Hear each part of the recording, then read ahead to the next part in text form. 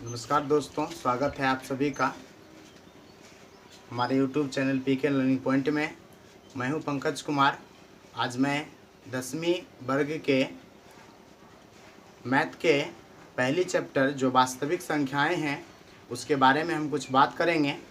तो आइए हम चलते हैं। जैसे देखिए,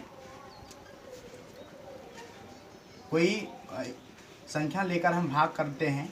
जैसे मान लीजिए 7 से 10 में भाग करते हैं, तो देखिए यहाँ पर 7 एका 7, कितना बच गया 3।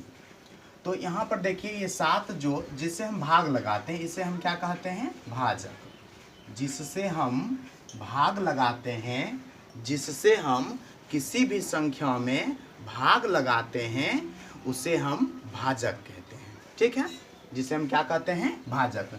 तो देखिए यहाँ पर 10 में हम 7 से क्या कर रहे हैं, भाग लगा रहे हैं। 10 में 7 से क्या कर रहे हैं, भाग लगा रहे हैं, इसलिए इसका नाम हम क्या देंगे, भाजक। यानी मेरे भाजक हो गए 7। अब यहाँ पर देखिए दोस्तों, जिस संख्या में हम भाग करते हैं, जिस संख्या में हम भाग करते हैं उसे हम भाज्य कहते हैं। उसे हम क्या कहते हैं, भाज्य कहते हैं। तो यहाँ पर 10 मेरा क्या हो गया, भाज्य हो गया।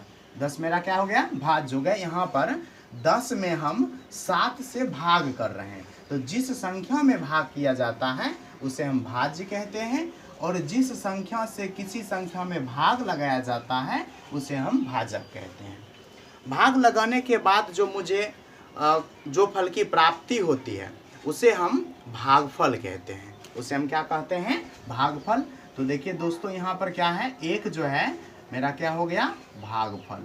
और भाग देने के क्रम में जो हमें कुछ नीचे बच जाता है उसे हम शेषफल कहते हैं। उसे हम क्या कहते हैं, शेषफल कहते हैं। दोस्तों, आपने ये सारी बात जानकारी जो है आप पिछली कक्षा में प्राप्त किए होंगे। अभी हम इस कक्षा की ओर चलते हैं। तो देखिए, इसको हम भाजक को हम ए से सूचित करेंगे, भाजक को हम स्मॉल ए से सूचित करेंगे,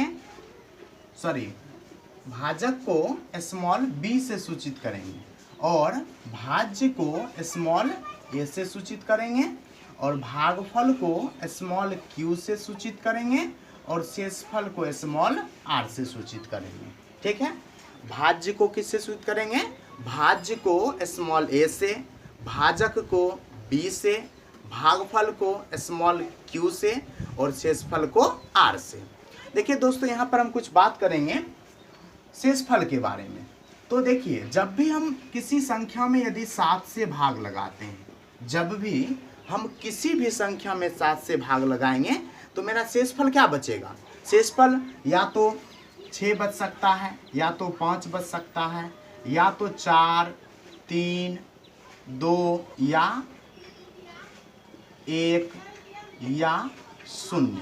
ये किसी संख्या में से कोई बच सकती है। 0, 1, 2, 3, 4, 5 या 6। यदि हम किसी संख्या में 7 से भाग करते हैं तो शेषफल सिर्फ इतना ही संख्या बच सकती है। ठीक है, जैसे देखिए 5 से यदि किसी संख्या में हम 5 से भाग करेंगे तो शेषफल हमें क्या प्राप्त होगा, या तो 4, या तो 3, या तो 2, या तो 1, या 0। इसके अलावा और भी कोई संख्या शेषफल नहीं आ सकती है। जैसे और भी देख लीजिए, जैसे देखिए 10 से यदि किसी संख्या में हम भाग करते हैं तो शेषफल मेरा बचता है 9, 8, 7, 6, 5, 4, 3, 2, 1 या 0। ये सारी संख्या में से कुछ भी बच सकता है, किसी भी संख्या में हम 10 से भाग करेंगे तब। तो देखिए, इससे बताने का मतलब क्या है, बताने का मतलब ये है कि दोस्तों देखिए, एक 10वीं के अंदर एक ऑब्जेक्टिव में बहुत अच्छा सा सवाल है जो पूछा जाता है बार बार। ये शेषफल में रिलेशन, शेषफल में और भाजक में, किसमें, शेषफल में और भाजक में रिलेशन पूछा जाता है। इस रिलेशन के बारे में जानेंगे। इसमें क्या रिलेशन होता है कि यह आर यानी जो शेषफल है, आर यानी जो शेषफल है वह बी यानी भाजक, बी यानी भाजक, भाजक से हमेशा क्या होगा, छोटा होगा। भाजक से हमेशा क्या होगा, छोटा होगा। देख रहे दोस्तों यहाँ पर ये सारे हमने भाजक लिखा है, क्योंकि हम बोल रहे थे किसी भी संख्या में 7 से भाग लगाएंगे या 5 से भाग लगाएंगे या 10 से भाग लगाएंगे। तो हम यहाँ पर क्या देख रहे हैं, 7 से छोटी ही संख्या बच रही है, 5 से छोटी ही संख्या बच रही है, 10 से छोटी संख्या ही बच रही है। कहने का मतलब ये हुआ कि भाजक के बराबर कभी भी नहीं बच सकती है, इससे हर हमेशा कम बचेगी। इसलिए r का मान जो होगा वह b से हमेशा क्या होगा, छोटा होगा। और ये r का मान जो होगा इसको यदि शून्य से रिलेट करेंगे तो ये शून्य से हमेशा क्या होगा, बड़ा होगा या तो बराबर होगा। किसी भी संख्या में जब हम भाग करेंगे या तो पूरा पूरी कट जाएगी तो शेषफल शून्य बच सकती है, या शून्य नहीं बच करके 20 से छोटी बचेगी, 1 2 3 4 5 इस तरह से कुछ भी बचेगी। तो ये मेरा एक रिलेशन हो गया जो आपको क्या करने हैं, ध्यान में रखनी है। ठीक है, भाजक और शेषफल और शून्य ये तीनों में रिलेशन है। क्या रिलेशन है, क्या रिलेशन है कि शेषफल यानी r वह जो होगा 0 से बड़ा या बराबर होगा, लेकिन b से छोटा होगा, लेकिन b से क्या होगा, छोटा होगा। अब यहाँ पर हम आगे की ओर बढ़ते हैं। एक फॉर्मूला आता है जो आप लोग पढ़े होंगे पहले पिछली क्लास में, भाज्य बराबर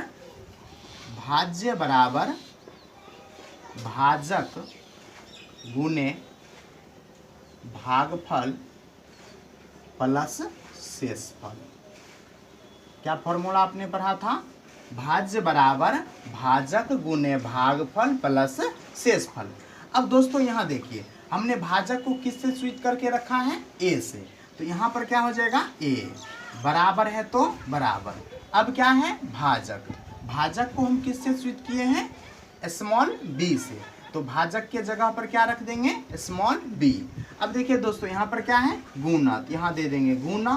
अब इसके बाद क्या है, भागफल, तो भागफल हमारे पास कितना है, भागफल को हम किससे स्विच किए हैं, स्मॉल q से, यहाँ क्या हो जाएगा, स्मॉल q प्लस है तो प्लस। और शेषफल को हमने किससे स्विच किया है, r से।